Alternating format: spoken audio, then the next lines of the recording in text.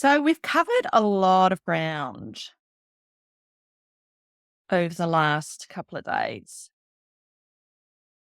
which is awesome. So this is the benefits of doing these big bits, and I guess a big hurrah for 2025 is that it does give you perspective of what you need to do, and it gives us a framework and something to work towards and just feel like we're achieving stuff every single week. So, yeah, so that's where we are at. So, today, what I'm going to do is very quickly cover off the content pillars. So, the content pillars are what I've developed about 20 key reasons people travel. And this is how to get beyond the functional aspect of your sales and marketing process. These are the reasons on a deeper level people want to travel. And this is the stuff that sells. So if I talk about the cruise ship, we've seen in their marketing, they talk about the 75 different activities that you can do on the ship. That's not really something that sells, that touches the core and touches the emotional. It's time with your kids without devices, because you don't have to have Wi-Fi if you don't want it. That's the sort of stuff that drives a decision and sells a family cruise rather than the 57 activities.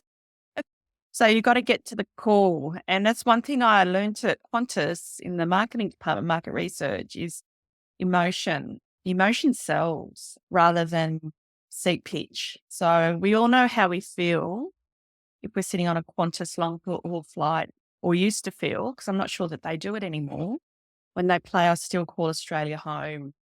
I've had grown businessmen in focus groups who say it brings them to tears, that song. And it's emotion that we want to bring alive in our marketing. So what I'm going to show you right now is the content themes and topics that I've researched and validated more and more over the years. So when you're creating your content, you need to include these content pillars in anything that you do, and where you can in your sales processes, if you can, rather than saying you get this and this. Yeah, this is the emotional stuff that sells.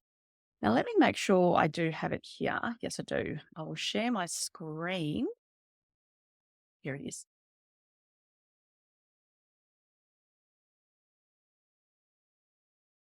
Alrighty.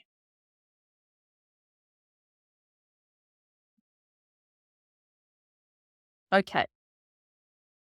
So whenever you're putting content out, and within the travel marketing machine, customized ChatGPT, we actually have these content pillars that sit behind. So it's automatically done for you, which is amazing. Because again, relating it before my life, before AI and ChatGPT, this was a manual process for me. So I would get a client, generally the only ones that could afford it were the big brands. And they would say, okay, Bronwyn, I need you to create 10 articles on various different cruises or destinations. So what I'd go in and look at all the research and all the content pillars and the trend, pick about 4 or 5 per article that we could incorporate with whatever they were trying to sell. So it could have been an Alaskan cruise. And the feedback I would get is that from the heads of these big marketing companies is that I felt like I was there when I was reading it. And that's the comment you're always trying to achieve. I felt like I was there when I was reading it, because it brings your content alive more so than the 57 activities on the cruise. It's something that they can all relate to. So these topics are heavily researched. They just work because they get to the core reasons why people travel.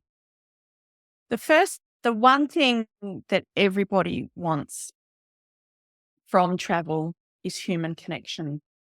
And I've got a whole thing on human connections in the content. And this is one of the things that we're going to uncover going forward if you choose to join us on the Travel Marketing Machine coaching program, is really look at some of these in great detail. But for the moment, they sit behind the travel marketing machine so that they're going to be incorporated. Travelers, whether they're traveling domestic or international, want to meet local people. We're all humans. We want to meet other humans. Travel's about me as a human, the transformation I'm going to get as a result of traveling. It's about the humans that we travel with, the humans that we meet along the way, the humans that we have a great night with that we're never going to see again, that stay in our memory for years and years after. We've all had those, haven't we? I've had baby boomers talk to me about their one night stands. It's about humans because they bear their soul to me. And these are the memories that we bring back. So we come back and we talk about the great night that we had at a local bar in Paris or Provence or with all the locals. We don't come back and talk about how the Eiffel Tower looked. So thinking about dinner party conversations, thinking about the things that people want to share. And these are experiences that get to people's core when we travel, and the reasons we all travel. So first and foremost, people want to understand what it's to live somewhere else and how other people live, how they go to the shops, how they live their daily lives. It's bizarre. So the ordinary is really interesting when it's not from where you are from. So bear that in mind. Sometimes we're so close to where we're at, we don't think it's interesting, but people are really interested in how we live as well in Australia. So increasingly, it's more and more difficult to talk and connect to local people. And this is what the number one thing. They want to be able to talk to local people, whether you're on a big 6-7 star cruise. If you get some sort of interaction with locals, that's going to stay with you. And it's increasingly more and more difficult to do. Okay. That's all right. Got a couple of ladies. Oh, hang on. What's on there? If you can incorporate in your marketing opportunities where they're going to meet local people, like all we hear about is local immersion and local stories, but give me examples of your itineraries or your opportunities where that's going to happen. Okay. So if I'm traveling to India on one of your groups, where are there opportunities for me to meet local people and see how other local women, if it's mostly women, live and get to talk to them and what life is really like in that place? One of the things that I'll always remember, to give you an example, is so when I was with Qantas, I used to travel to Japan a lot. So I was in charge of customer satisfaction on the Japan route, which was, I think I mentioned, the most profitable route on the Qantas fleet, that it performed poorly, the worst when it came to customer satisfaction. So I used to go back and forth doing surveys. And one time we were there and it was great because we'd have a couple of days or a day or two in Narita, and we went to Tokyo Disneyland. And it was so hot this day. I remember I just said to Jody, who I was with, I've got to leave. It's too hot. So we're at the bus stop with two other Japanese ladies, and they found out for us that the bus was not coming today. So we were with these Japanese ladies, no bus, no way to get out of Disney without going into town on the train. So anyway, it's a big hoo-ha. But they had organised for someone to come and pick them up. So they said, we can go with them. We said, okay, we'll come with you guys. And what turned up was a black van with black tinted windows. And I thought, oh my God, they're going to take our kidneys. What the hell do we do here? So we ended up in the van with these two ladies and their friend, who was also a lady, having this amazing day. And it was a total serendipitous moment with these women who just loved that we were there traveling on business. We spent the rest of the day and into the evening and dinner with these wonderful women who were telling us what it's really like to live in Japan, what Japanese men are like. They were single ladies and how hard it was for them to be strong, career minded women and then have to find Japanese, have the presumptions they're going to get married and then they're going to lose a lot of what they have. And I don't know, we just formed really deep friendships in the space of half a day and a night with these ladies. And we've lost contact now, but I still remember that. And that was 20, 25 years ago. So these are the stories create travel memories and people can relate to. Like I can see you all smiling because it's touched everyone and that's what it's all about. Same goes for regional areas. If you're domestic, city folk talk about country folk like they're from another country. It's bizarre. So they talk about regional Australia like they talk about Thailand. It's a different culture. People live differently. It's different food. It's wholesome. People are slower. People in the city strive for that lifestyle. And they want to be in places where they're going to meet the locals as well. So what does this look like? And the same goes for international and domestic travel. And what I love about the older traveller, the over 50s, is that they're quite resourceful in the way that they do that. So if you're promoting anything, please have a look at your destinations and to see what local stuff's going on there. And local theatre groups is a way that it's come up several times for me that they find a way to connect with the locals and the local community. It's really interesting. And local trivia nights, meat raffles. They don't want to go to renovated fancy damn gastro pubs sometimes. They want to go to the old blokes pub and hang out with the oldies and the locals that have been sitting at that bench for years and years. I always think going to the races is a great way to find local entertainment or get to know local people as well. Any things like agricultural shows, always have a look. And Phil, you'll be able to relate to this. When I go away, I always have a look at local gigs and bands and any live music that's on in a destination that I'm going to. So these are really great tips that you can offer directly for your clients, depending on the type of service, or you can give them ideas on how to seek that authentic, immersive experience.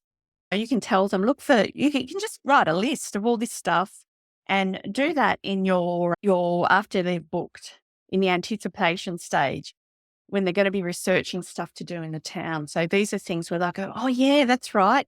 And you'll know they'll love it. One of the things that I always do, and this is something that you can give your clients to do as well, or send them the links, is I always look up events. And sometimes you find the quirkiest events. And again, festivals and events are a great way to really get to understand and know a local area. And some of them are really random and very local. So I'll go into Facebook events or I'll Google events. So I'll give you an example. We went to Honolulu just before COVID. So I did my event search and came up with all these they are quirky because we're always looking for the quirky events. So we found the Hawaiian Christmas markets, which Hawaiian Christmas markets. And because it was just before Christmas, they had lots of school fetes and markets, Christmas, and going to Hawaiian local primary school markets is extremely cool, let me tell you. So just finding out what they're selling at their local markets. And then we found this thing that was like how they have the trolleys in Hawaii, in Waikiki. It was like a trolley tour with a ukulele band playing Christmas songs, going to all the Christmas lights. And it left from some random local cafe. And we were the only foreigners on there. And they're like, how did you find out about this? And God, it was bloody funny. It was hilarious. And we just had the best time ever. And that is the sort of thing that you can offer to look for them. So always go on, depending if they've got lots of time or not. But yeah, this is a great way to really That local immersion that all the agencies talk about, this is how you find it. So what have we got here? Things that go on at the local library. So here's Palm Springs. See, how funny would it be to go to Monday night bingo in Palm Springs? I don't know. I may be unusual, but that is, to me, that's Amigo open night, open mic night.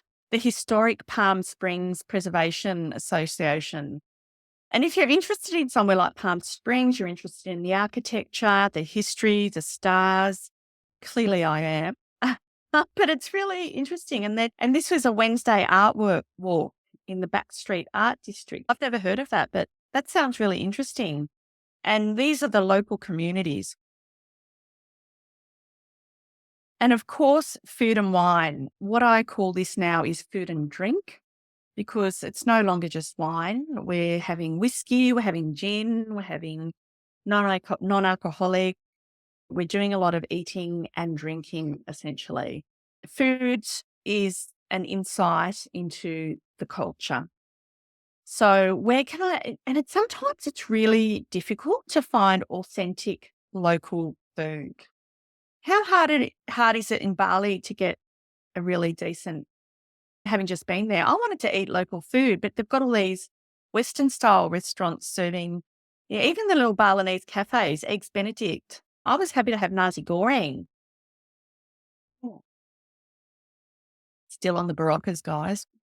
But yeah, it's unless you go to the little warungs, and people don't know to go to the little warungs unless they've been to Bali 20 million times before. So sourcing local food and culture through the local fates, like the Hawaiian fates, and we also can find it at the agricultural shows, any in Australia, anything to do with CWAs. Here in focus groups and interviewing travellers, pickles and jams and all those sorts of things that we love gives that insight into the local community. Here's one of my photos. So we stayed in an Airbnb in Point Lonsdale last year, and I did my thing where I looked up all the local stuff. And so you could go down to Michelle's Seafood, and Michelle's Seafood was just like a little boat. And on Wednesdays and Mondays or something, we could go down and literally get what they caught that day. To me, this is ideal. And then a few doors down from our little Airbnb, we had this thing called Bellarine worms. But it wasn't just Bellarine worms, they had chooks, and they had an honesty box where you could go and get eggs that had been laid that morning, and you just put your money into the box and took your dozen eggs. Best eggs I've ever had, and I'm still talking about these eggs. But these are the types of food experiences that stick in your memory, and you think you've really lucked it because you got it that local. Only the locals knew about this, and I like it. Where can you see eggs in that sign, in that get up? You don't. Um, so just completely random things like that. And it's so joyful when you find it. And this is what happens when you get on a bit of a local find too. So this is my dad, and he met some guy down who had a trawler down because he loves just hanging out down there at the wharves because he's one of those people that can't do nothing. Mum's reading a book in the caravan and he's like getting out and about. Got all his fresh oysters and he's shucking them live. This is where the local food scene really amps up. And he's sharing it all on Facebook because it's just such a great thing. So what do we want from travel as well? We want travel adventures, don't we? People talk about travel adventures and serendipity. Then, hi, Catherine, I'm just going to put you on mute, love. Surprise and delight me. And again, this is something that's increasingly getting harder and harder. That's that serendipity nature of travel that is a bit lost with the Instagram and the internet and Facebook and TripAdvisor. You know what time you're going to have before you even get there. So any opportunities to get experiences that you don't think are going to happen to you that are amazing. Again, talking about people going on road trips and things that they can tell stories about when they get home around the dinner table.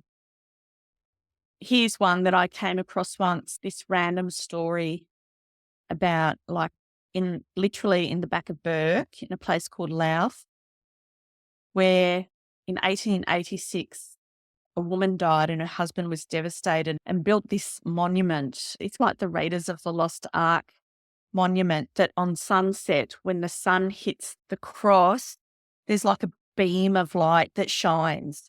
It is literally in the middle of nowhere and it is extraordinary. Like, this is just so random. And we only knew about it because of someone we met in the pub. So again, any of these little experiences that you can bring back to, and people will come back and talk about this stuff rather than the 57 activities on the boat. Another key thing is that travel is transformational. We forget that. We just we don't travel to a destination. We don't travel to a top 10 destination. Travel is transformational for the high spending travelers. Again, the over 50s aren't that hell bent on getting the Instagram snap. They want to come back a better person from their trip. They want to come back knowing more than they did.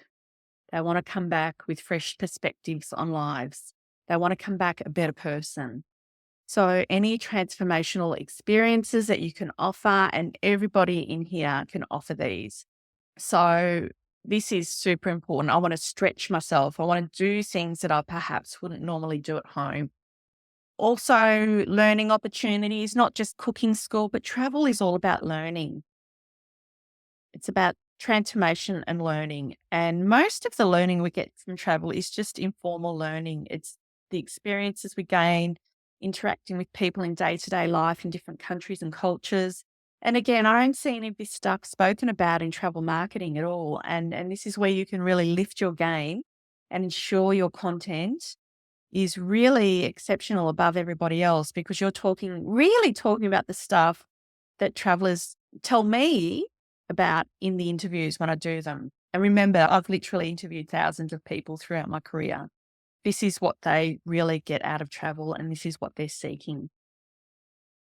Traveling solo, of course, grey divorce, that whole transformational learning experience. They're going on a journey of rediscovery, reconnecting, often rediscovering who they are. They've been, again, people bare their souls to me. All sorts of things can be included to help them really rediscover their future, rediscover themselves. Things like this. And this is something I stumbled upon. Again, I went away with my bestie from school to you might know Phil up there. It used to be Kawara Resort.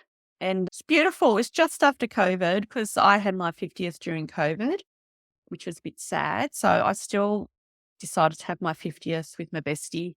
We went up to Kawara Resort and they had an external yoga teacher come in and do this forest yoga thing. We just wanted to dabble in our forest and beach yoga restoration 2 hour session. Oh, it was a full moon thing. That's where it was a full moon. And then we wanted to go back and have our champers. So we wanted to rediscover, but go back and have our champers as well. So if you've got any insight into what's happening, if you know your client, and a good travel agent really knows their client well, when they've booked or they're looking, you can look for these things for them because you're offering a high service. Again, these are ocean-themed yoga. This is something I've found. Winter is in your classroom. Art. The other thing that comes through that we forget to talk about is nature. Now, sometimes we're our own worst enemies in the travel and tourism industry. We all talk about nature-based tourism. Now, let me tell you, the traveller does not talk about nature-based tourism or nature-based tours. They talk about tours where they want to see animals in their natural environment. They want to know lookouts. They want to discover strange landscapes, random landscapes. Because in Australia, we have really strange landscapes around the world. And this is the sort of language that they use. They don't use nature-based experiences. So remember, just turn it around. And this is the stuff that people remember. They remember topography. It's such a daggy old name, but it's something that people remember, looking at nature and landscapes in that way and noticing the differences around the world. Culture, history, and heritage. Again, just shifting the language. We don't talk, the traveller doesn't talk this way. We do as an industry. They want to learn about Aboriginal history. They want to learn about colonial history. They want to learn about prehistoric history. So just remember to shift your language when you're creating your content and your marketing communications. They're always looking for something a bit different. And this is something that comes alive they love a bit of a ghost tour. They love old legends and old jails and pubs and cemeteries. These are really interesting things as well to people. Different experiences, again, a way to immerse into the local history and culture. Old folklore, just really random stories, always really interesting. Jail tours, things like this. This is my husband and daughter. I'm always collecting. I'm a travel researcher, always researching. We just wandered past this pub in Port Fairy. And we went, oh my God, the oldest licensed hotel in Victoria. We must go in. So these are the sorts of things that you could be posting on your social media, on your blogs, because they're interesting. They're not just random photos that other people post. So we went in there, had a great pub meal, had a few drinks. It was really wonderful. But yeah, again, it was part of the local culture, the local folklore. So any way that you can help people discover those, help your ideal clients discovering these is really awesome. Okay. We can take a break there and I will take some questions, comments. Let me see who's here. Oh, good.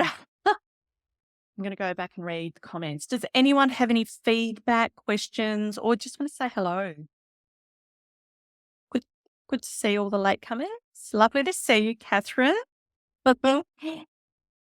Well, I'm just going to read the comments. Peru. That's so true. I'm interested. Suzanne, can you just talk us through that? So you're saying that you take people, they want to go to Machu Picchu, but when they come home, it's not what they talk about. What do they talk about? I did, pre-COVID, I was doing tours to Peru and I used to have to use the image of Machu Picchu as a selling point because that's where everybody wants to go and see the Eiffel Tower in Paris, blah, blah, blah. And that's what I use as my selling point, photography, photo. And then at the end, the last hotel dinner, we talk about what the highlight was. And it's always, those little kids in the village. It's those ladies that did the weaving. It's the guinea pig they had for dinner or all those. Yeah, I know. Never. Because Machu Picchu is only a half of a 2-week tour. We're there for 3 hours. Yeah. The thing is amazing and people enjoy it, but it's never a highlight. Yeah, what's really interesting. Yeah, it's the people, it's the topography, it's what's around you. Liz also loves a ghost walking tour. I so love a ghost tour. And it's really interesting because they're all the rage now. If anyone's got teenagers, we have to do all the ghost tours. It's a YouTube, TikTok thing. Maybe we could get this reading what travelers do. Yeah, absolutely. Cool. All right. So my question is, how do we bring this into our marketing then? Because when I do my itineraries, it's like we go here, we do this. How do you bring the emotion do you bring it into the itineraries or do you bring it into blogs? Both, if you can. And with the travel marketing machine, I've got it incorporated. Have you got your link yet? Did I give you the link? No, I sent you an email. That's all right. Well, I'll give it to you after this call. But what happens is I have actually put all of this research behind the travel marketing machine. So when you create something, I'll show you in just a moment how it works. Yes, we can put all this in. And as I mentioned before, it's something that was totally a manual process beforehand for me. And it was a skill that I had it's actually a really difficult skill. And with AI and with generative AI, it's amazing. We can do it immediately and it does that for us.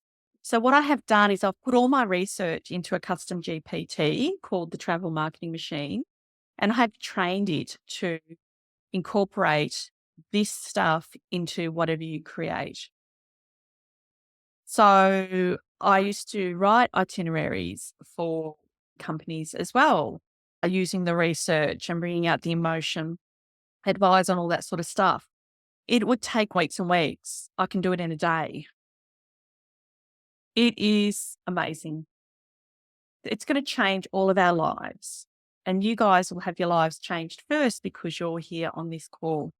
So when people catch on, you guys will be kicking huge goals already, which is what I love. So this brings me to the next section. Actually, I might stop that and go into a full screen on Canva. Just bear with me for a moment. This is what happens when you have too many screens open.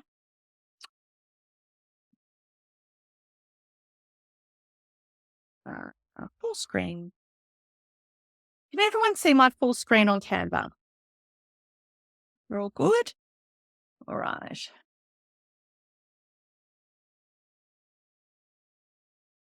Okay.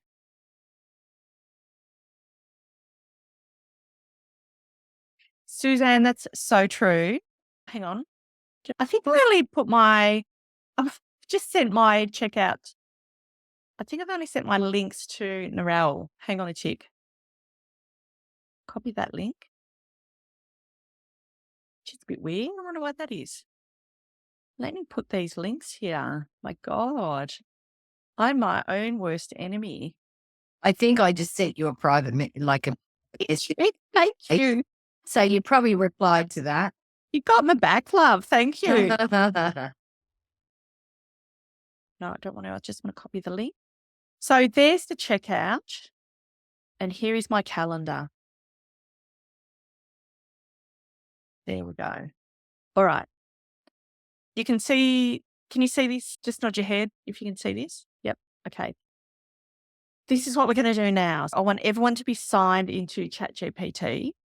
If you're not into not in the travel marketing machine, that's okay. This is just an exercise that I'm going to do with you to just show you how something like this, if you can imagine your life before this, I know for a fact to get a blog, you get back from a famil or you get back from somewhere and you have to write an article. You should.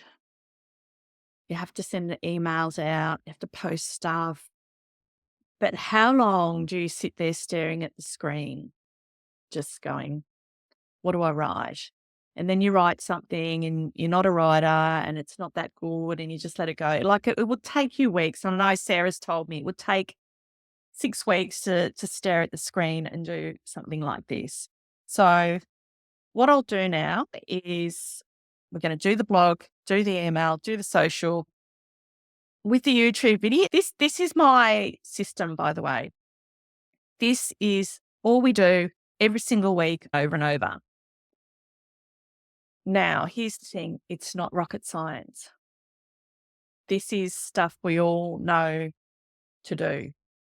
But the key is in the execution. And that was the barrier beforehand. The barrier was sitting down, staring at the screen, thinking, I'm not a writer. I went to Bomb Beach High School. What the hell do I do here? So now it's going to happen in like a couple of minutes. So I guarantee once you've done this a few times, it will take 5 minutes max instead of 6 weeks. How extraordinary is that? And given that, can you imagine how that is going to accelerate your growth if you're able to execute your marketing just at the push of a button?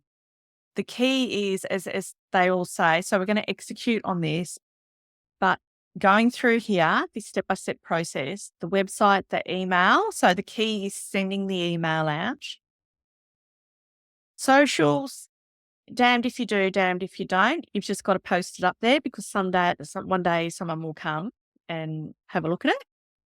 And creating a YouTube video on the same topic. So we're talking about one topic here every week. You don't have to create different things, just one piece of advice, one piece of content, one story, something that inspires me to go from the dreaming stage to trigger to planning.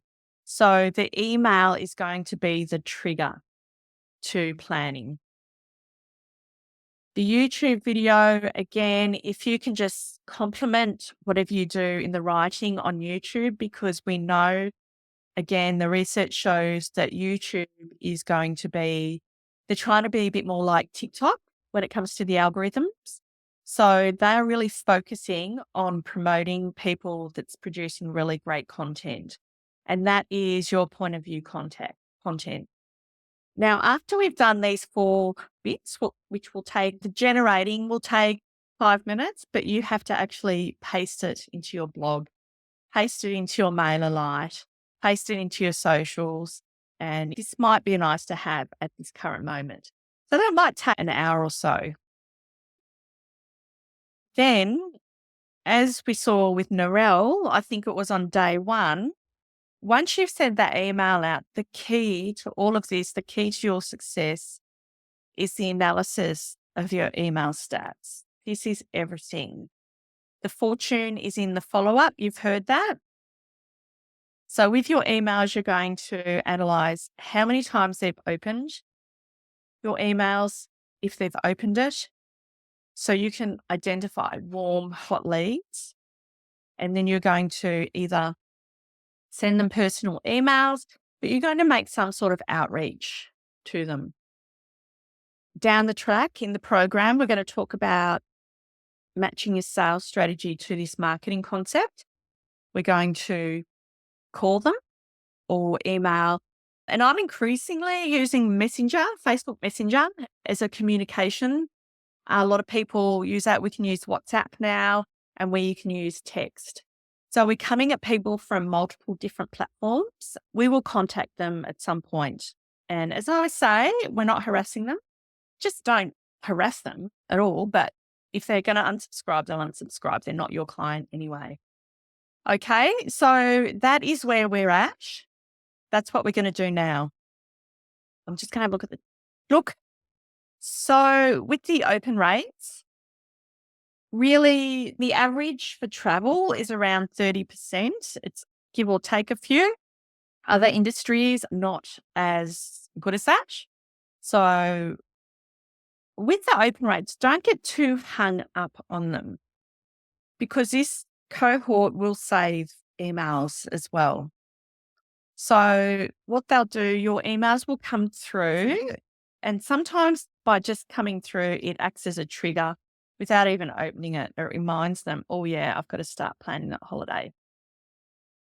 Okay, so they'll save them. And then what they sometimes do is on a Sunday afternoon, they'll open all your emails or they'll open them straight away. It's really random behavior. Or because a lot of the people that we're targeting are retired. Mind you, retirees are in their emails every day. Most of them are, but some of them are not. Some of them will save them up or check once a week or whatever, but they're getting them and they'll look at them. So the behavior of the high spending, cashed up retiree baby boomers is slightly different to the norm when it comes to emails. All right. So I want you to have a look at that. I'm going to keep that up there. And I think I'm up time for coffee. We're an hour in. So what I want everyone to do now is to have a think about a piece of content, a blog piece, a story that you want to create. And we're going to create a blog piece, an email, and a Facebook post. Can you type in the chat what you are going to do? Which topic you're going to do? now, if you can.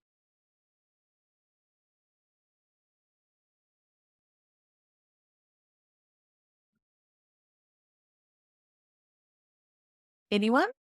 So if you're working on something at the moment, you've got one space for solo, you can work on that. Okay, you're all going to write an article on something. What are you good at? What do you love in travel? Type it in the chat. Okay, Alaskan cruising.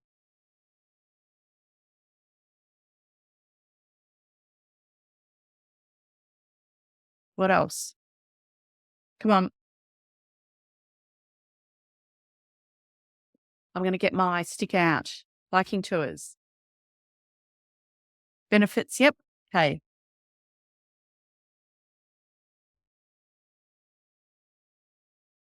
Anyone else?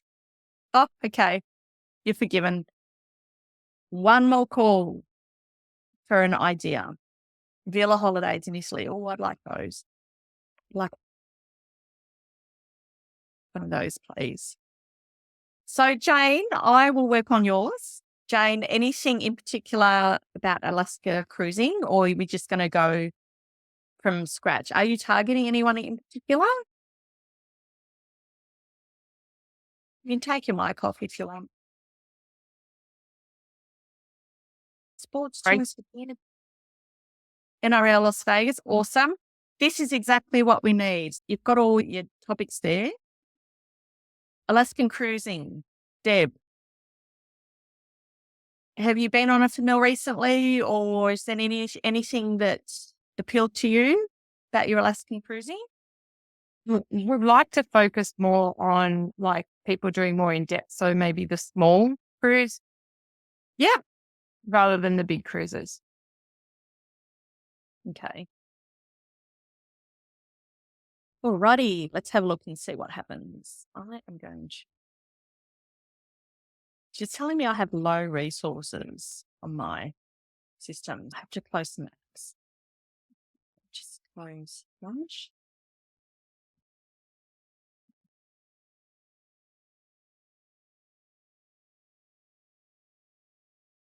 Here's my lookup.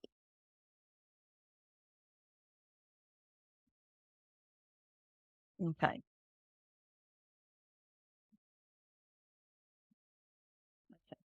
So what I'm going to do, so remembering we can do this here and now on this app that I've discovered called Voicey, which is where you get this microphone. And then, or you can download ChatGPT on your phone and your microphone's already sitting in there. Okay.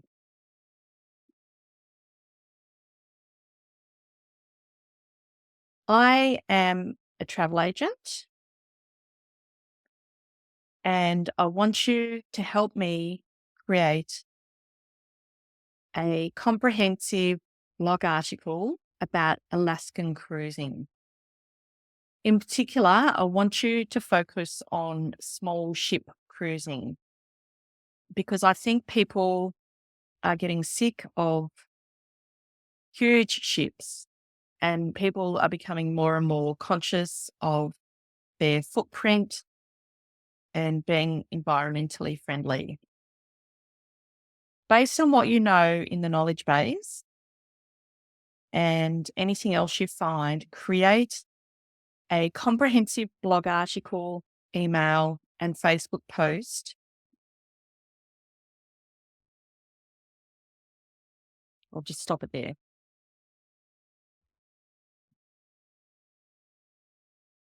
Okay, so you can see it's brought it there.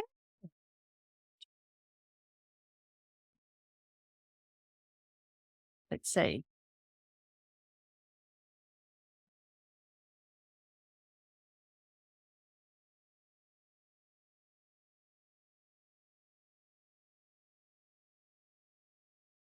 Okay, so this is at the moment, Jane, an outline. And you can see there, you tell me if this is in the zone, if there's something you want to change, you want to add. Let's see what it's got. Intimate experience. Yep. I like that. Reduced environmental impact. So one of the main reasons I want to go more the small ship is the immersive, the getting away from having the bingo and everything on board. It's more about being with the lectures and the really immersing yourself in the experience. Okay.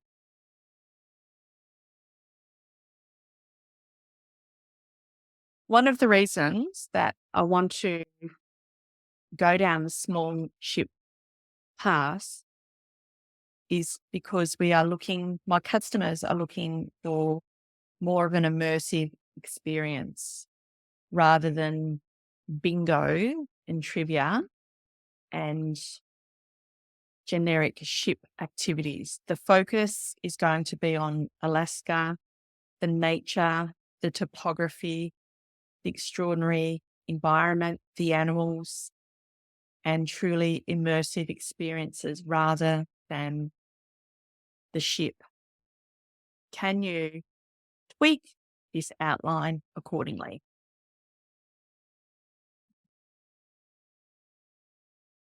So what you gave me, Jane, you could have just said what you said into here or typed it in. See what it gives us.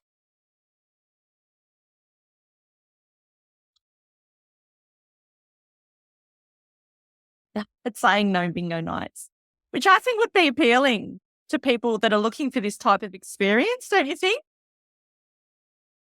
Okay. The outline, why ship cruising is the ultimate immersive experience. Beyond the ship. Yep, I like that. Ships. Yes, and I've used this. It's interesting because I do use this in the report that I have sitting behind here, that the ship can be a vessel, an enabler to these experiences rather than the experience itself. So I like that I can see that it's drawing on my research. Topography, fjords, wildlife, kayaking. Yep. Does that look good as an outline? Yeah. Yep. Okay. Let's go down and would you like me to expand? I want it to expand. Yes, expand. Let's see what it gives us.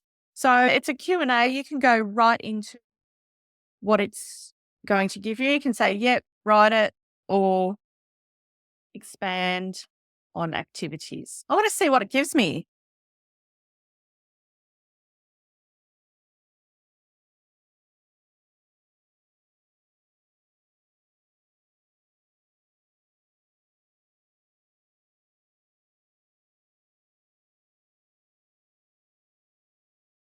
Yeah, this is important daily opportunities to step off the ship, designed to bring you closer, not distract from it.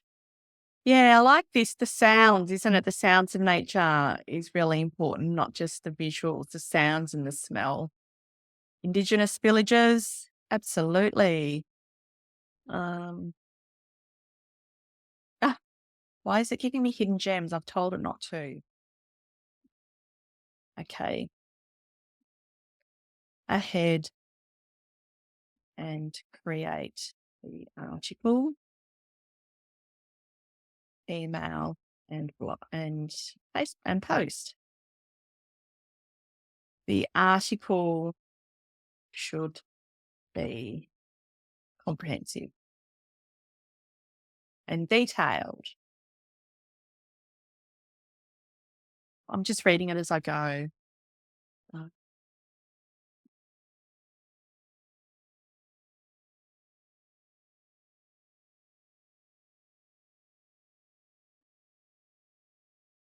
Often fewer than 100. Custom routes. Yeah, this stuff's really important, I think. Smaller vessels, access. I think this bit number 2 is going to be really important to these people and the reasons that they choose small ships, immersive activities. Is this the sort of stuff you're looking for, Jane? Yeah, it's hit the nail on the head. Yeah.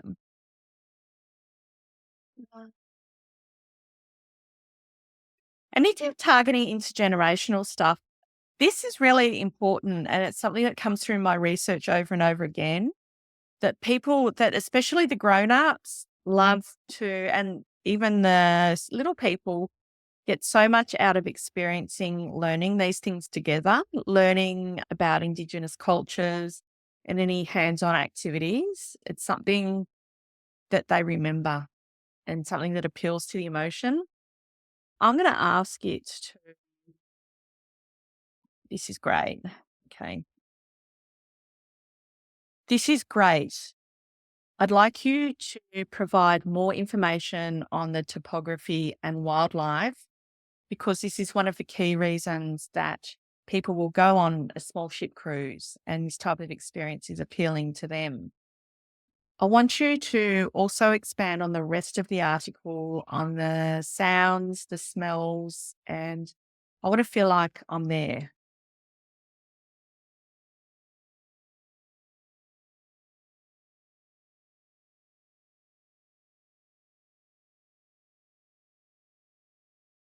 How good is this that you can, just bloody amazing. I think it's amazing every time I see it.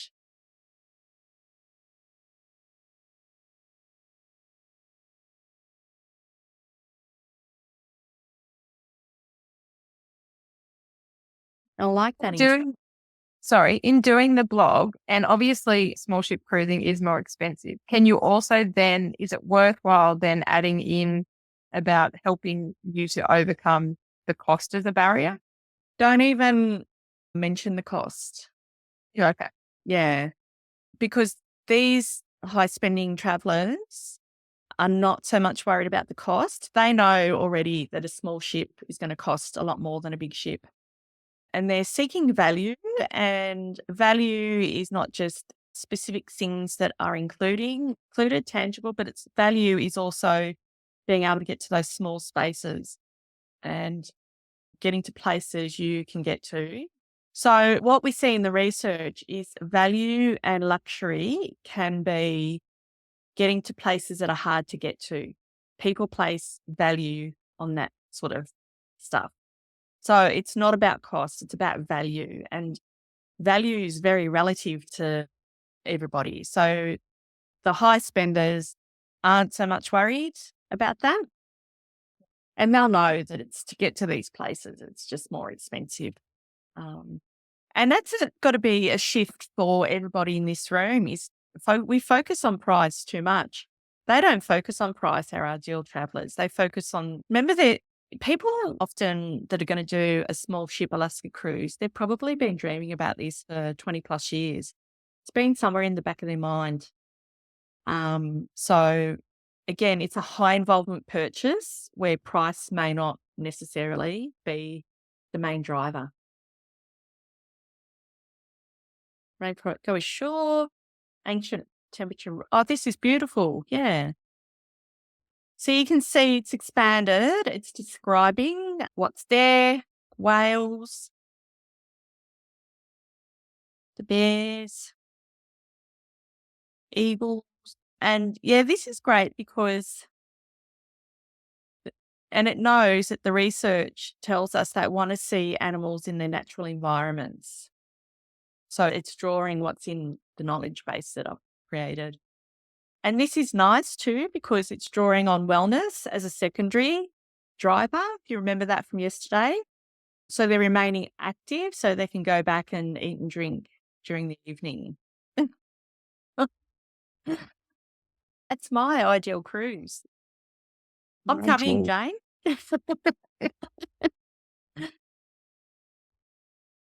Yeah, see, I feel like the sounds too, the haunting call, yeah, and the distant crack of glaciers breaking apart.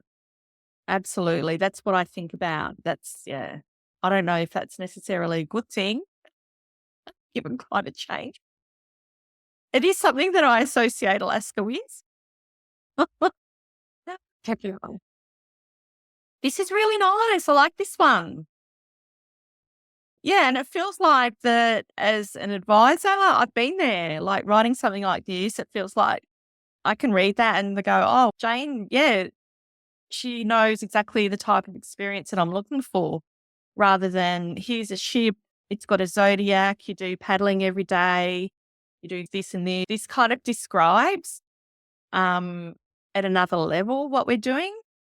And here's your email. So what you're going to do is you're going to post this, and I'd probably possibly make it longer as well, make it more. And if you've been there before and done these types of experiences, you can just copy and paste as is, but to broaden the appeal of your brand and your expertise, if you've got your own photos that you can put in there and your own point of view, or photos of you doing some of these activities, again, that just adds to your credibility as an expert in Alaska and small cruising Alaska.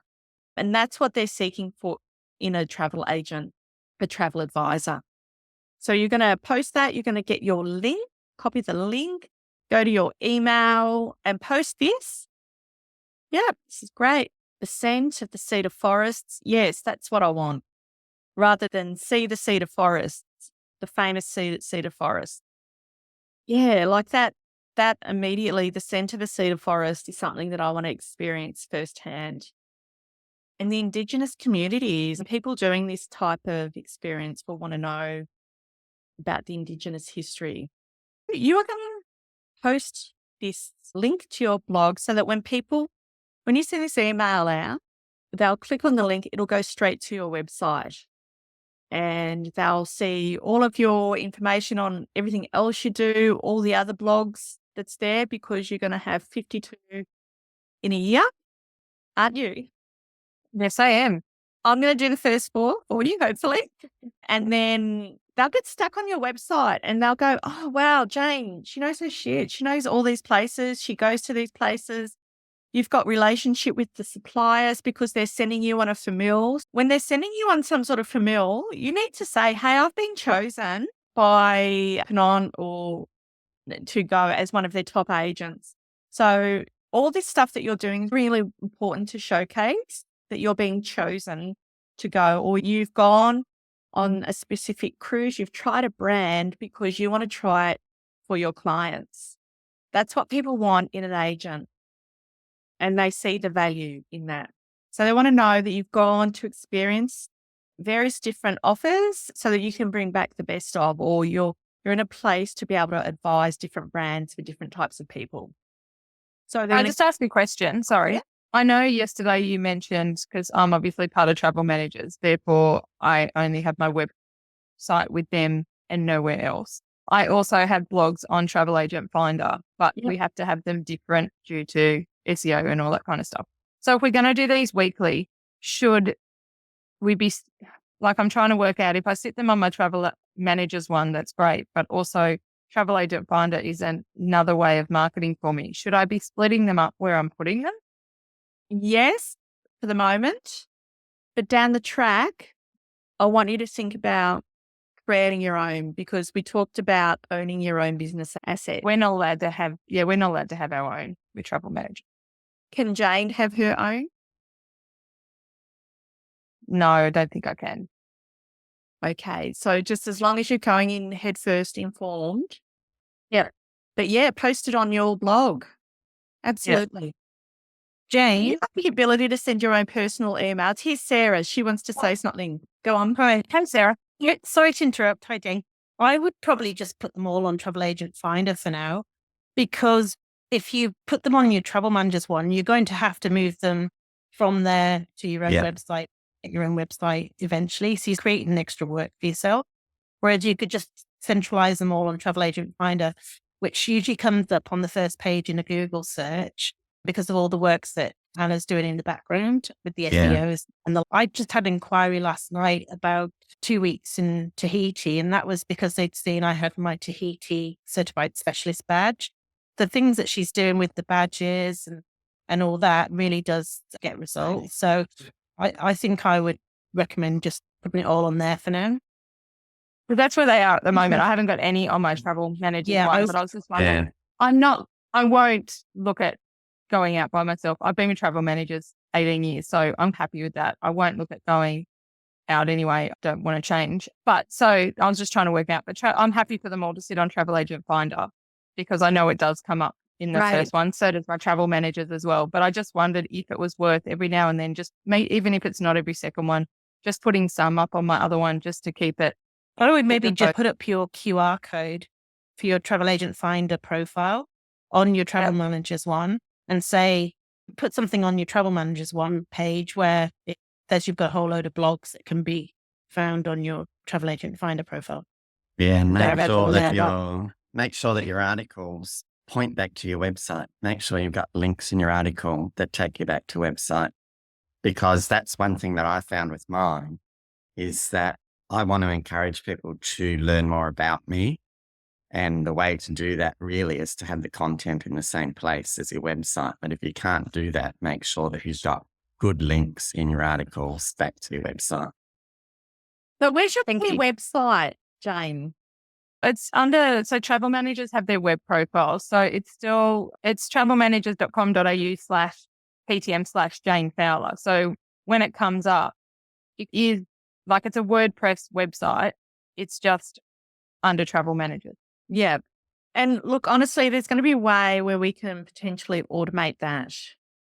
So yeah, it just, wherever you put, I know it's an extra task, but it'd be ideal to put on both. Yeah, if I put it on both, I just have to have them a little bit different. Yeah, slightly. And you can do that. You can just say, why are you saying no, Phil? Duplicate content. But you can just press the button and go. Yeah, but Google's not going to like duplicate content. You'd have to change it considerably. Yeah. It's okay with duplicate content if it's the same person and a different site. So why wouldn't you just regurgitate? Okay, so let's do it. Let's do it here. Okay. I'm just going to say, okay, let's see. I'm going to place this blog post onto Travel Agent Finder where I have a page, but I also want to put it on my travel manager's website, which I have a blog page. Can you advise or give me 2 different articles, the same content, so that I avoid being penalized by Google for duplicate content?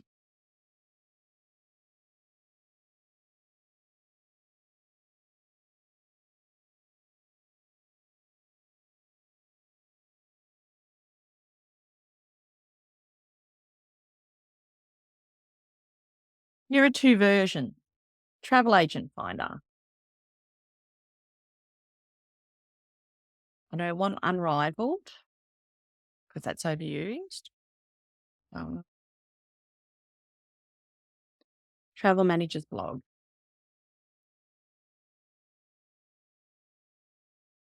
The difference between the 2: titles, introduction, section headings, focus on activities. There you go. I would ask them to expand on both.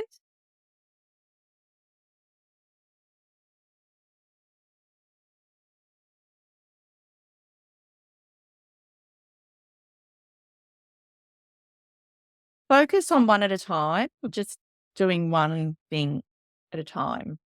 But there you go, Phil. You've got 2 articles at the press of a button. Very nice. I do this all the time because I'll create an article and I'll put it on LinkedIn and I'll put it on Facebook. So I'm putting it in 3 places. Then I'll put it on LinkedIn newsletter and then I'll put it on another newsletter. So it's called repurposing content and it's pretty common. And again, this is something, imagine doing that before. It's just not possible. So if it's just going to be an extra 5 minutes copy and pasting onto another platform, might be worth your while. It's a pain in the ass and it's a barrier to you moving forward. Don't do it. Just do one. So VA, I'm sure I can train to do that. Yeah, absolutely. If you've got an EA, this is perfect stuff for them to do. Absolutely. So this is possible.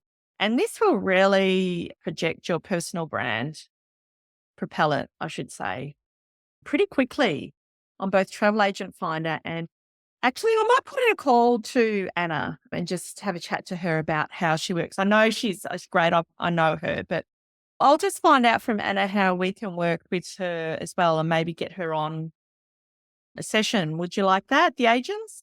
I know we have. That could be It's just amazing. something that's Be great.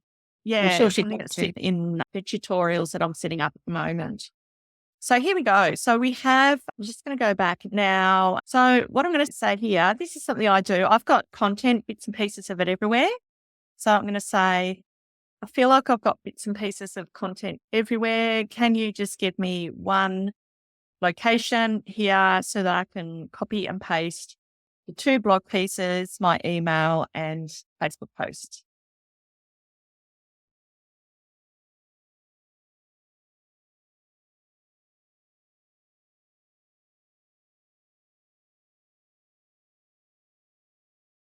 Here we go for easy copying and pasting.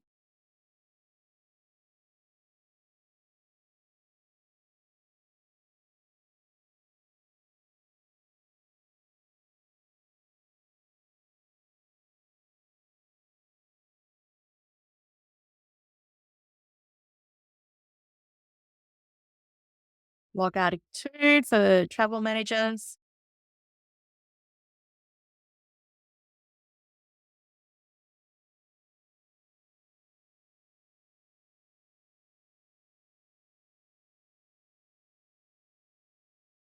So there's your email. Here is your Facebook post. I'd expand. So you've got I'd probably expand on both of those. The thing about this target market, the cash up ones, they read stuff. They're a generation of people who read, but still needs to be scannable. So I'd possibly say expand on the email and Facebook.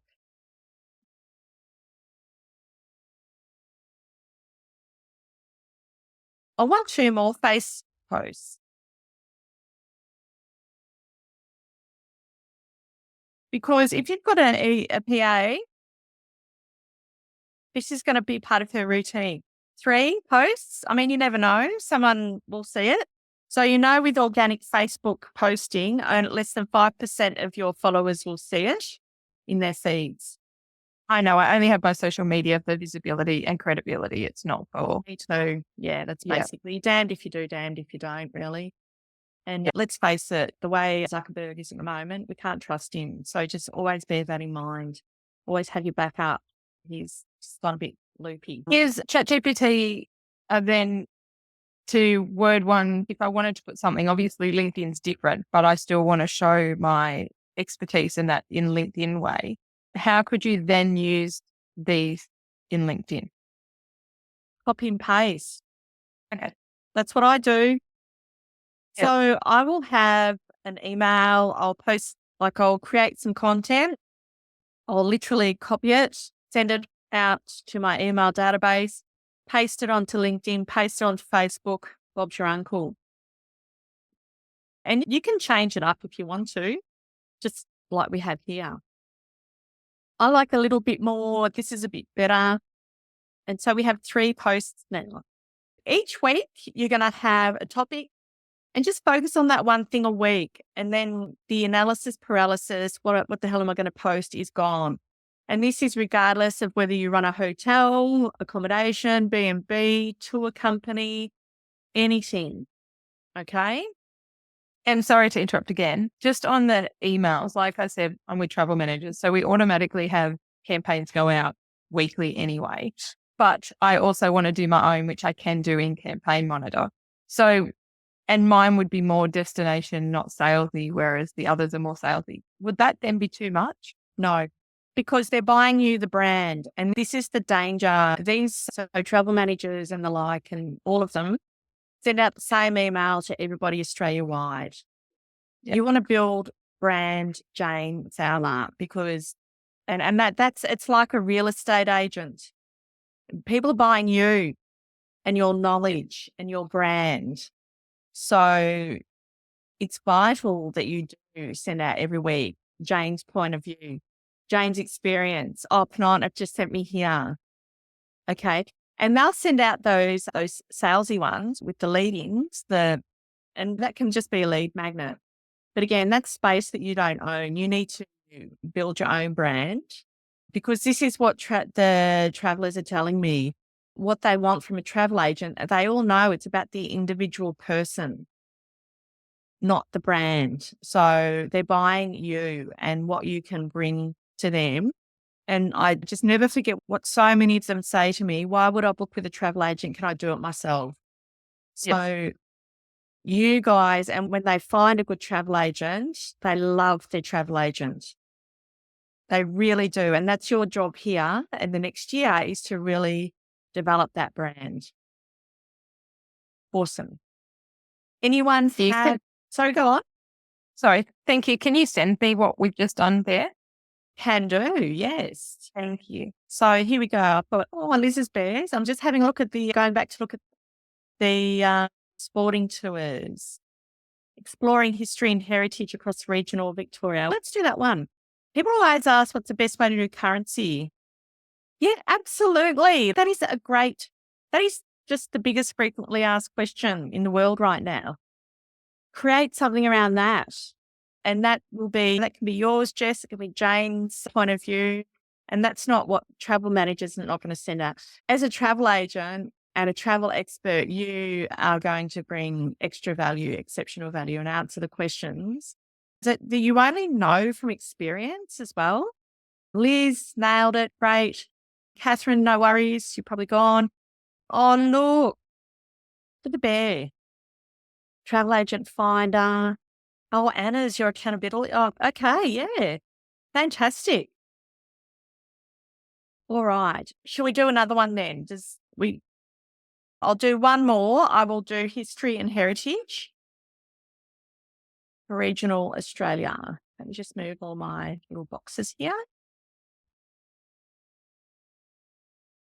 Okay.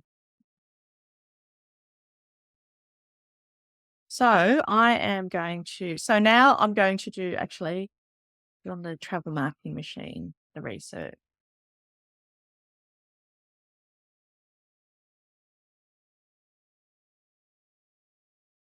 Create a blog article, an email, and 3 social media posts, drawing on the knowledge base on history and heritage touring in regional Victoria.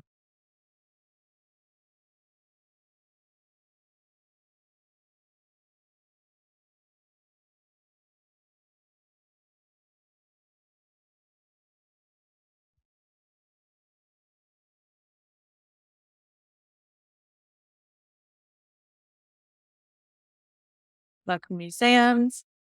There we go. Is there any, are you still here, Catherine? Let me just see if she's still here. Yep, I'm here. Is there anything specific that you would like? I would love to include in that some First Nations experiences as well. Okay, let's have a look. I particularly want to focus on First Nation experiences and stories.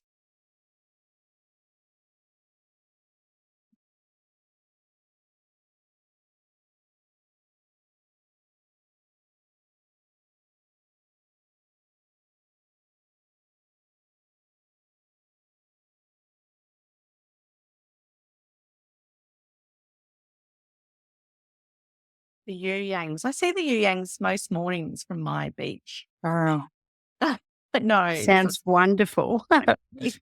at Edith Vale. Oh,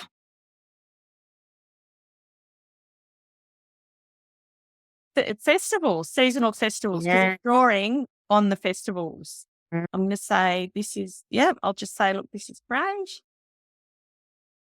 This is great. Can you provide an expanded and very detailed article that you've created an outline for?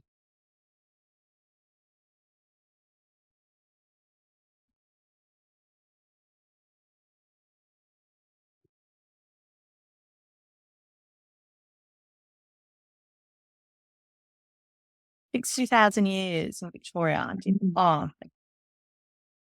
know that. So where Mungo is Mungo in New South Wales or Victoria? New South Wales, but Mildura promotes it. So Yeah. we could say inclusion of Mungo, which is promoted by Mildura. And Mungo is a place that stays with you spiritually. And it's one most Victorians, or anybody in Australia's probably got on their bucket list, but haven't done. Yep, for sure. There's some good tours now, companies. So, so it's special. I love this article. And I have to say, I've never seen anything written like this on any of the... Nothing's written. I think, Bron, you've just nailed it. I haven't seen anything. And from a VTech point of view, we're just looking at that and everybody's thinking they've got to create stuff new. And I'm saying, no, there's stuff out there. We just haven't put it together. It's but all you have. But how easy was this? Yeah, awesome. Absolutely.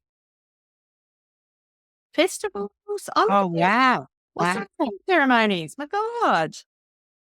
The other one we could include is, I'm just thinking, Kamarunja. What is it on the New South Wales across from Echuca? There's something else. And there's just Petros. Yeah. Amazing. So what you could do here, so I just want to point out, you don't have to be a destination to do this. So Catherine, this is the sort of thing that needs to be on accommodation sites. If you have a B&B or Mildura is a foodie destination, this is how you've got to have this stuff. If you are located somewhere like Mildura, you need to talk about the destination, not just your hotel. That's how people are going to find you. This is how we need to market ourselves as products, regional products. Yeah. When events happen, I'll tell you a story. What's his name? Who's the guy that wrote Wichita Alignment? Oh, it's like he used to go to Shepparton sometimes. Anyway, he's a big deal. The over 50s market. Is it Jimmy? No. Is it Glenn Campbell? No, not Glenn Campbell. Someone of that ilk was going to Shepparton and nobody knew. Like all the people, and I was giving a workshop up there. Was it Jimmy was it Buffett or something? I don't know. I get them all mixed up. Anyway, massive deal from America was playing in Shepparton and all the young people at the tourism centre or whatever saying, oh, you're just some old guy. And I'm like, if you had to send this out as a hotel or told your hotels to send out that he's coming to Shepparton, you would have filled your rooms because it would have been an entire experience based around it. So not just promoting your hotel or your tour, but promoting what is going on so that people come there and experience your hotel and tour. And that is just thinking outside of the square, not just thinking about ourselves. So any promotions, or if you've been on a famil where you stay at beautiful hotels, have a look and see what's happening around the areas, especially if you have high value clients. They're just looking for an excuse to travel, which is why promoting events and festivals are so important. They're just any excuse to go anywhere and then they'll book your hotel. Yeah, so it's pretty awesome. I just want to show you guys one more thing. So we talked about yesterday the customer journey. So what I might do is I'm going to ask it now to create. So I have the customer journey details sitting at the back here. Create a content marketing plan for... It's still here.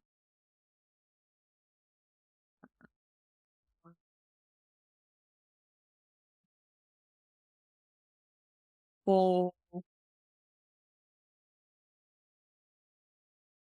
Philip, who wants to promote music inspired travel that includes festivals and events around the world. Phil is a travel agent who specializes in musical festivals for the over 50s market. Create a content marketing plan for promotion. So what I said there didn't really make a lot of sense. We've come a long way in what we can give ChatGPT. Oh, did I forget to press my button? I think I did. Okay. You are a content marketing manager for Philip, a travel agent who specializes in music-based experiences around the world. His clients want to travel for music, festivals, and events. They are the over 50s demographic and market, and he wants to create unique and special experiences that give this market an excuse to travel and create broader travel experiences around the music.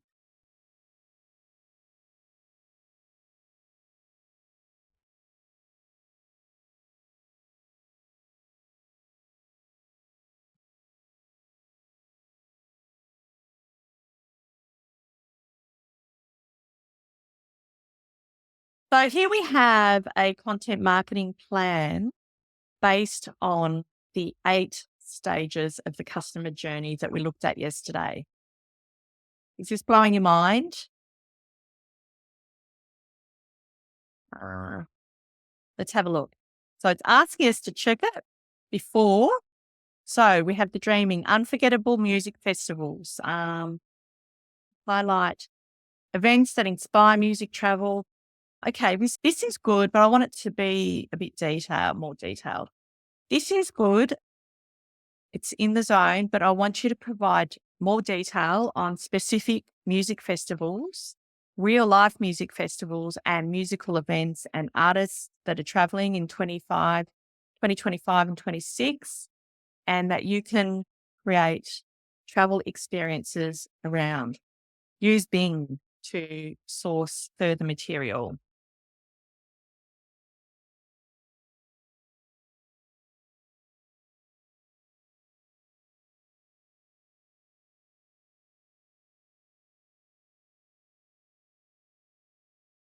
Coachella, here we come. Essence of Culture. Oh, New Orleans. VIP tickets. James Taylor. The CMA Festival. I know people that travel to that or have traveled to it the Country Music Festival. I know people that do travel to that every year, Phil. Nashville. Grand Ole Opry. Is this resonating, Phil? Yeah, it looks similar to other content I've already created. Yeah. Already there. Some of it. But yeah, no, so it's certainly got some good detail in it. Let's expand. This is exactly, this what I am looking for. Now create the content plan. So it's going to take those dreaming, the trigger, so this is another way of looking at it. So with the dreaming stage, 25 and 26, it's got your subject lines, top reasons. And the great thing about this type of travel is they've got to book it far ahead. So it's forward cash revenue as well. I'd like to see James Taylor. We actually had the record. We've got a record player, and my husband found a James Taylor record, and it was a hunk of spunk in the 70s. It's looking really gorgeous with his long hair. And it's such a good album. This is great. I love this. Comfort meets festival chic. Because when we're over 50 and we've got a bit more money and we've had a few babies, we need to know that there's toilets there, don't we? Anyone my age, definitely. Musical festival dreams, stress-free. Music packages. So any type of special niche, you could do this in Australia. You can see the power of this coming in and really cutting your content in a way that really appeals to the way that customers and travelers research their travel, so you can be there at any one time. So by doing this type of strategy, I'm going to stop sharing now. You're going to attack the people that are ready to buy now. So there's generally 3 levels of people. They're ready to buy now.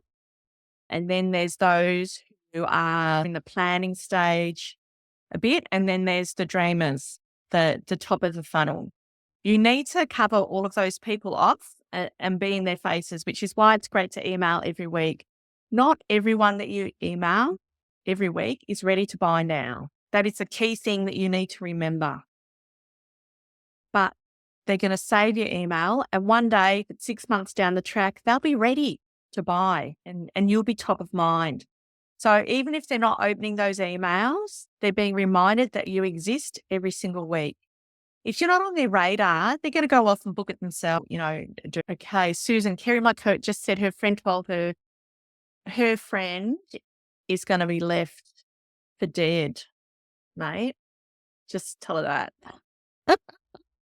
It's not cheating. It's saving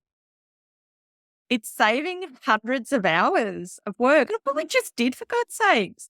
How good is that? Oh my God. Yeah, bring on the cheating. Absolutely. All right. How are we going here?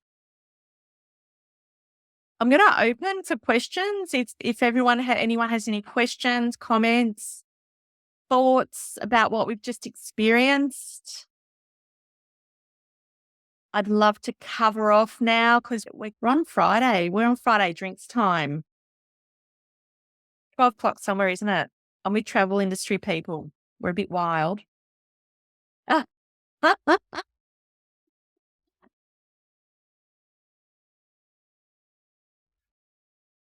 Not cheating. Employers, yeah.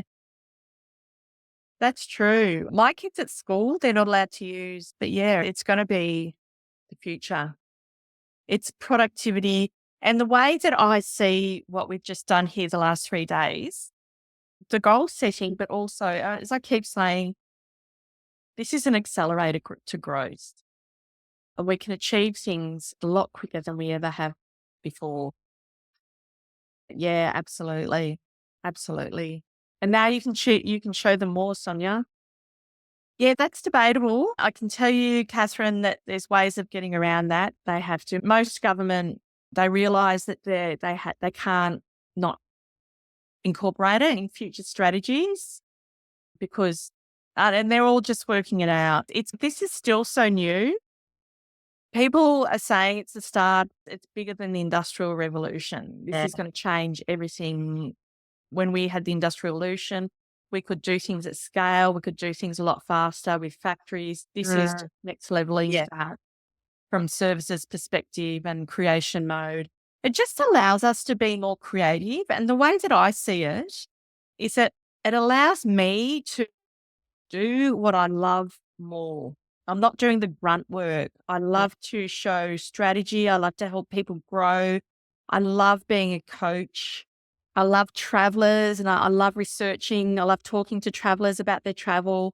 And that's what it does for me. So what it's doing for everybody here, it's allowing you to service your travelers, your ideal travelers, which is what you love doing the most. You love taking those tours. You love creating those tours and experiences for your clients. And this just helps us along a lot quicker. It helps us get there faster, doesn't it? Yeah, I think, Bron, it allows, I'm just thinking of visitor centres where they're poorly staffed in the main for the roles they play. It's allowing them to be much more agile. Yeah. And it's allowing them to play the role they should be, sharing with the industry, really creating for individual segment markets, all the things they should be doing, which really they're struggling to do at the moment. Yep, absolutely. Yeah, you're right. And we can chat about that on Monday as well to see how we can work with some of them. I'd love to. As my part of my life was in regional tourism. If you saw the Elvis post yesterday. Yes, I did. But my husband was at a regional festival. The Elvis Festival. I want to go there one time. It's on the bucket list. It is bloody funny. It's surreal. It is just thousands of people dressed as Elvises and Priscilla in a sort of bordering on outback town. It's not normal, but it's really funny. You just got to get into it. Oh, do you know, Jane, my husband was an Elvis at the Curry Festival. Yeah, I was there just at the end of COVID, 21, 22. I ran their big festival. So that was interesting to see the other side of festivals and how I don't want to do them. Because I got the worst weather ever. I had rain the week before and stuff. But my parents are out at parks at the moment at the Elvis Festival. They go every year. But yeah, the festivals are amazing and they're great to see how they're run, to then look at how you run your tours as well. There's so much that you can learn from that. Yeah, and a lot of them are so disorganized and fragmented and crazy. And they have all these little turf wars going on and old school. They all don't want to change and they don't want to, because I come into the festival that had been ran so many years by the same person and they just didn't want to change, which is why I left in the end, was the fact that, yeah, they just didn't want to change. So it would be good to know, because they're all council based as well, that they do go with the future and AI is here to stay. And the school thing you mentioned before really confuses me, because I've obviously the teenage kids, they want to use it. They need to learn how to use it and how not to use it, so that it's here to stay. And I think by them saying that you just can't use it is wrong. it's so wrong. And we know that. And what makes me really cross too with the schools and the universities, it's not like they didn't know this was happening. So the administration and the management, so not the teachers, they've just had it for everything. It's just they've got to deal with it. But the administrators have known for years that this is happening. And they're just looking at it going, oh, wow, what do we do about this? But they've got to act, they act so slowly. And You have to learn to embrace it in every industry and every way and work out how it works for you. Some people think it's cheating. That's great. I'll be ahead of them. That's fine. yeah, you will be. They can stay back there, but there's ways to use it and we can all use it differently and what suits us. If you want to use it a little bit, you want to use it a lot. I just tend to use it a lot, even just for emails, like rewording my emails, going, I didn't know that I didn't speak so well before, because I'm better speaking than I am typing. Yep, that's me. And putting it into words. We just all need to use it for our strength. Yep. And weaknesses. And I love it because for people here, it's a strategy partner. You can run your ideas and just expand on things and let it and get it to help you think about opportunities that are out there. So everybody in this group right now has an entrepreneurial mind. You've all stuck here to the end. You are going to succeed regardless, let me tell you, because you're soaking it in. So I would love to make that happen. So I've got my usual peeps. I've got a few sitting on the fence. So hopefully we can bring you in. The link is there. You can meet with me anytime I'm around. So any questions before we head off? I've just got a quick question. How do you do your research then, Bronwyn? Are you literally on the phone ringing people or how do you do it? No, I do. That's what it was in the old days. But what I do, it's called the snowballing method and it's quite old school. It's referral to referral. So I live in a place where there's no shortage of cashed up retirees going on multiple trips. So when they come back, I interview them on how they plan their travel. I ask friends of friends. Sometimes I'll put out a call on Facebook and ask people if they want to be interviewed, and they'll come from all around Australia. But so I prefer the qualitative research rather than sending out surveys, because with surveys, you get fabulous information, you get the what's happening, but the qualitative research is the gold. So qualitative is just interviewing, talking to people. It's the stories behind the numbers, and it's where you can really tap into that deep emotional reason people travel. And that's where marketing gold sits. It's something I learned at Qantas about qualitative research. And I guess my mentor taught me the power of that. And that's what focus groups do as well. So qualitative research, focus groups and interviews where people actually get to talk and you get to ask lots and lots of questions to deep dive, to really get to the core. Because what happens is when you are talking to someone, that they're going to give you the rational answer. So if you ask somebody, what's the most important thing to you when you're booking travel? They'll always say price. And then you unpack that. So what is it about the price? What's important about the price? Does it stop you from traveling? No. And this is something I have asked a lot recently with the high airfares, the extraordinarily high airfares to Europe. They complain. It's the first thing they complain about. I say, is it stopping you? Are you doing less traveling because of it? No. And there's the gold. It's not stopping them. They'll have a whinge. Yeah. And they'll even go business class. Yeah. I'm getting more clients going business class. If you're thinking about the program, this is the deal. So if you join up now, you are a foundation member. So everybody in this room has access to the program and me forever. From February, it becomes a 6-month program. And then after that, I'm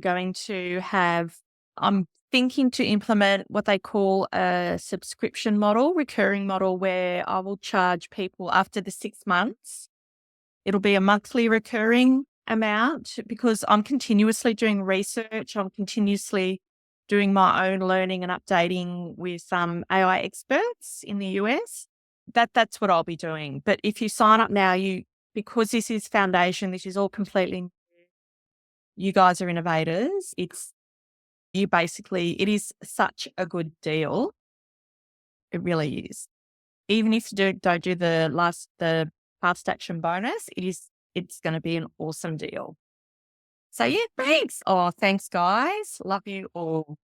So I put it in there, the link. I'll put it in again. I'll try not to do it to Narelle. I wonder why it's got you as my person that. Here it is. And if you want to, you can make an appointment to have a chat. No problem at all. I'm chatting with you on Monday, Catherine, I think. But thank you, everyone. And I truly appreciate you all for sticking with me for 3 days. It's a big ask. Regardless of whether or not you're going to come and join us, I just really, to hit those goals, you just need to start implementing. I have given you stuff to do with or without me. Please do it. All right. For everybody, I will see you next Thursday on our coaching call. And we're going to start hard and fast. So I want you all to have your goals, your top 10 goals written down by next Thursday. Yep, I can give you the links to them. So yeah, next Thursday, I want the goals, your top 10 goals, and I want numbers to them. Narelle, you're going to double your numbers because I want you to stretch it. Phil, I want you to think. We're going to make some decisions. Suzanne, you have to make a decision whether you be travel agent or a tour operator. Focus on one thing if you can.